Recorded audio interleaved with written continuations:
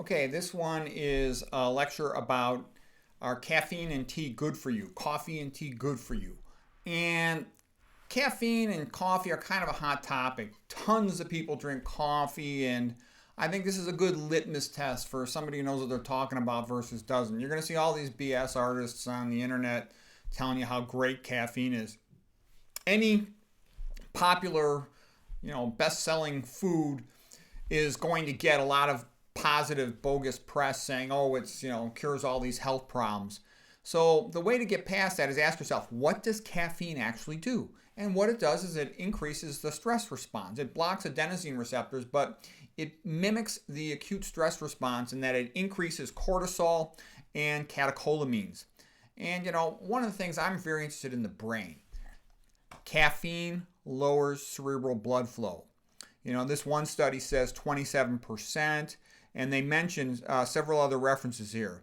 A 250 milligram dose of caffeine, which is a pretty standard amount of caffeine. Lots of people drink far more than 250 milligrams a day, has been shown to reduce resting blood flow, cerebral blood flow, between 22% to 30%.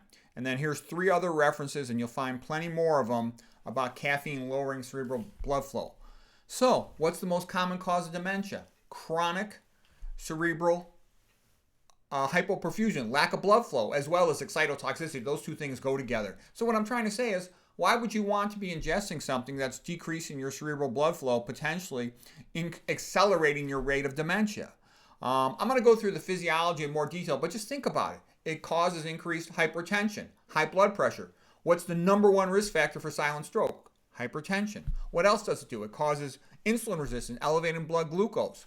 What's like the other number two risk for silent strokes and cognitive impairment is diabetes. These all go together. Almost over 90% of the demented patients I see, those are the main two things I got. They have both, diabetes and hypertension. They go together, hypertension and diabetes. And I'd say it's at least 95% or more have at least one of them.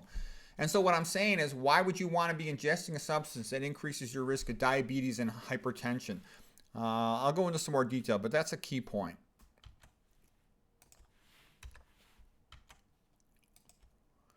Okay, you got to learn how to get past the BS. A lot of times old animal studies or old research studies done before there was profit. Each profitable thing, like I said, has its own mythology around it. Like milk's good for bones. No, milk actually causes osteoporosis. So don't put coffee in your milk and don't even drink any coffee. It would be the best thing to do. Milk does the body good. Yeah, right. Milk increases the risk of type 1 diabetes, autoimmune disease, premature puberty, breast cancer, atherosclerosis, prostate cancer, on and on and on. All right, so and like I said, all these moronic, most of the health sites on the internet, they're all totally wrong and bogus. I would say most of the so-called nutrition experts on the internet are bogus. They're going to tell you coffee's good for you. Endless BS. Let's see. Let me close this door. It's kind of loud. The kid lifting weights. Okay, sorry about that.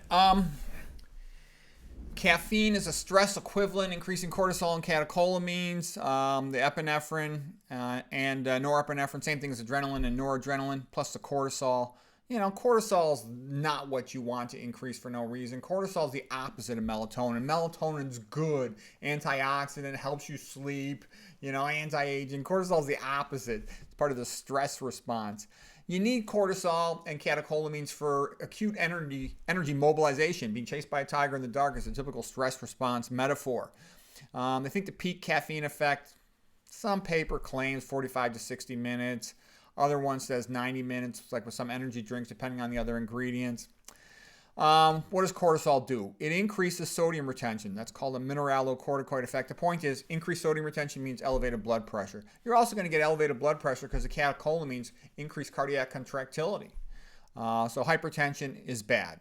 It damages the body when you're hypertensive for no reason on a chronic basis.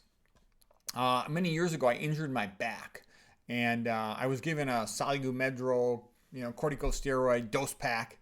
And I just took it for like a week or something. I went to get a checkup, and my blood pressure was like really high. It was like the upper 130s over something. I was a young, healthy guy. There's no reason. My blood pressure is totally fine. That was a surprise for me at that time, and of course it went back to normal immediately afterwards. Cortisol suppresses immune function. Now, that's a big deal. When you suppress immune function, you not only are more vulnerable to infections and viral reactivations, you're also at increased risk for cancer. Your immune system protects you from cancer. You don't want to mess up your immune system. Okay, why do old people have more cancer? I'll tell you, one of the things, I look at their necks all the time from neck MRI and CAT scans. Young people got a lot more lymph nodes and bigger lymph nodes than old people do. As a matter of fact, you can't use the criteria for old people to decide whether or not to biopsy a young person, because a young person has so much more lymph node size and number presence. And the point I'm making is that's part of the old person's decreasing immune function, making them more vulnerable to cancer. It's also because cancer takes many years, potentially decades to grow. But still, I'm saying you don't want extra cortisol on board for no reason. Cortisol increases gluconeogenesis, production of glucose in the liver, increase insulin resistance. All these things increase blood glucose to make it more available for the muscles to run from being chased by a tiger in the dark. That's how you can think of it. Being chased by a tiger in the dark, an acute energy mobilization to enable you to survive the next 5 minutes. All that matters is surviving the next 5 minutes. So everything that's long-term gets put on a shutdown. Forget about wound healing. Forget about growing bones and muscles. Forget about preventing infections. Nothing matters but to survive for the next 5 minutes. So that's good to help you survive the next 5 minutes. That's bad way to manage your body for longer than that. Okay. It causes insulin resistance because it's elevating blood glucose, elevating blood lipids, and it's decreasing the number of glucose type 4 transporters translocating to the plasma membrane, let's say in skeletal muscle and other locations. That's bad, because remember we talked about glucose type 4 transporters for glucose also being present in the hippocampal neurons of your memory center in your brain, of your substantia nigra, one of your motor centers that's associated with Parkinson's disease. So basically, you run the risk of depleting important neurons in your brain of the energy that they need, okay?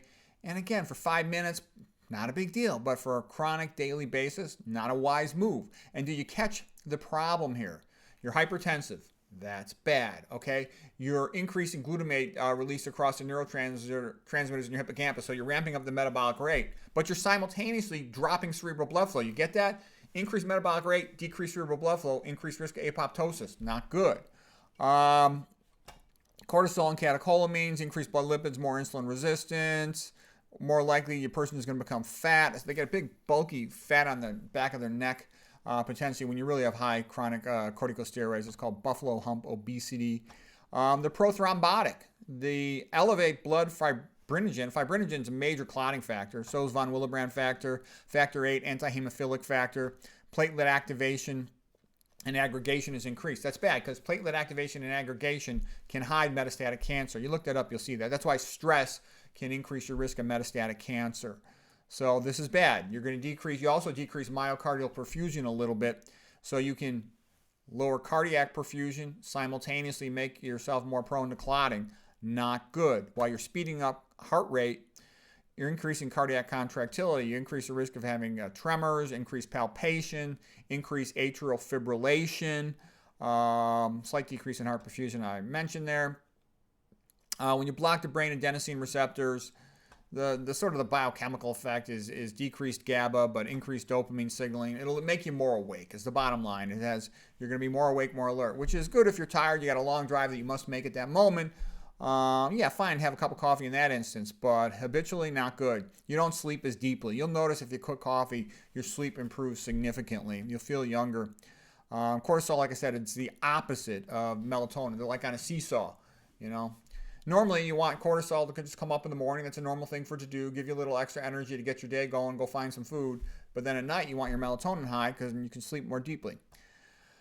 Like I said, it increases glutamate neurotransmitter in the hippocampal synapses, increasing metabolic demand of those neurons. When added excessively, can cause increased anxiety, impulsiveness.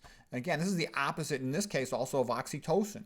Sort of like the cortisol has this effect one way, and then melatonin and oxytocin the other way. You want to be in a more of a parasympathetic melatonin oxytocin phase of existence to the extent that's possible. Catecholamines are siderophores. Sidero means iron, 4 means to transfer. It'll transfer iron to bacteria, and this increases the risk of infection because the body sequesters iron. Remember, I don't know if you remember that picture I drew of the guy walking through the desert. It's hard for a human to walk through the desert and survive because there's no water. Well, the way we prevent bacteria from being activated in our body is by sequestering iron, keeping it away from the bacteria. They can't grow without it. That's the other thing, like an egg yolk. In the egg white, the protein of it has a complete deficiency of iron, so a bacteria, though, can get through the shell. It can't get through the egg white and make it to the yolk to do any damage.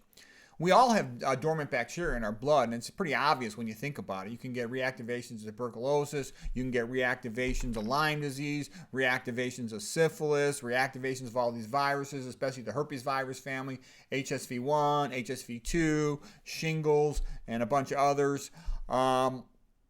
And in addition, that's why blood transfusions don't work as well as people think, because the dormant bacteria is one of the big reasons for that. Okay, what are the problems with caffeine ingestion? It increases urinary excretion of calcium. That's called calciuria. So that increases your risk of kidney stones, increases your risk of kidney failure over decades. You'll also increase your urinary excretion of magnesium, which is a vasodilator. Most people are deficient in magnesium, so they're worsening their magnesium deficiency, which is going to increase the risk of brain excitotoxicity, losing brain neurons, becoming stupider. Okay, and I worry because, I like to read a lot of books, and I've studied a lot of authors, how many authors, they just have a drop in their quality of their writing when they get into their 60s. And so I didn't want that to happen to me, so it's another reason why I'm so careful about all this brain stuff. All right, it has a mild negative effect on thyroid function. Here's a reference if you're curious about that. I said the only thing it's good for is if you're having to sleep. Potentially athletic performance, but there's some problems with athletic performance too. It's not as big of an improver of athletic performance as people think. Cognitively, it might give you more energy for doing a routine task, but it doesn't really improve your ability to think creatively. When you're stressed out, think how you behave when you're stressed out. Impulsive, quick actions, sort of in a limbic, mammalian part of the brain rather than the cortical human part of the brain functions best. I didn't start drinking coffee myself until my surgical internship because I was sleep deprived at that time. And, I finally quit it some years ago, and I'm glad that I did. I'm going to talk about that here in just a sec. Okay, there's also, let's say when there's caffeine in coffee or in green tea or other tea, it'll have a slight increased estrogen level in Asians and black. This was a pretty limited study, so I don't know how significant that is, but it came out from the NIH. There's a news release in 2012. Here's the research if you want that reference. The point I'm making is a lot of people try to say, oh, this or that wonder food, green tea or something. To me, it sounds like BS. I wouldn't go by it. Teas have a tendency to accumulate fluoride, which is associated with lowering IQ. They have a tendency to accumulate aluminum, which is also neurotoxic. And it's also a metalloestrogen associated with increased risk of breast cancer in the long term over decades, cognitive impairment. Tea sometimes will even contain lead, according to Mike Adams in his book Food Forensics, but that might be really rare. I don't really know too much about that, and I don't know if that's significant or not. My botany professor is a Dr. Thomas when I was at Stanford many years ago. He told me herbal teas, he would never drink one. He said they're very poorly regulated, in his opinion, back in those days, and he felt that nobody understood the ingredients well enough, so why take a chance? People, everybody's scared of spiders, scared of a snake or something. They're not instinctually afraid of chemicals. You should be afraid of chemicals. Just like I gave a lecture the other day about, the typical patient in my experience. They're not scared of major surgery. They're not scared of very powerful drugs. But, oh, man, they're freaked out and afraid of a vegan diet. The exact opposite. I'm the opposite. If I can eat a vegan diet and avoid major surgery, I'll do it. And avoid toxic drugs, I'll do it. Okay, and I'm scared of chemicals, man, because I did a lot of work with chemicals. Chemicals are dangerous. Okay, all the time I see people not even ventilating the room when they're working with complex chemicals. Stupid. All right, coffee habit becomes an obligation. That's what I didn't like. You have to have that cup of coffee at the same time every day. For example, I got in the habit of having a coffee every day at 7 a.m. and 9 a.m., and it would screw my day up because on a weekend I would want to sleep in, but I couldn't because I had to wake up and get that cup of coffee so I didn't get a withdrawal headache. Then I often do lots of surgeries, or imaging-guided procedures. And I would have to get my cup of coffee before I felt comfortable doing the procedure, and I didn't want to get a rebound headache during the procedure. And I was sometimes, it would make me have to change my whole routine to go get that cup of coffee before I would do the case. I could potentially delay a case, and I didn't like being so obligated and dependent on the coffee.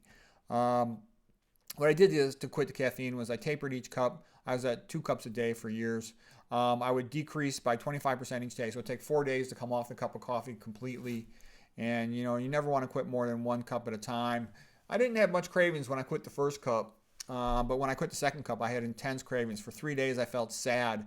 Probably, it was like a dopamine effect on the brain. And then I had cravings significantly for 2 weeks. After that, it all went away, and my energy came totally back to normal. I don't have an afternoon lull or lag that I used to get from the caffeine dose in the morning. So I'm very glad to have been done with it for years now. I would never go back to it. I sleep much better. I think it makes you more resilient to get rid of this chemical here as well. So anyways, hope that's helpful.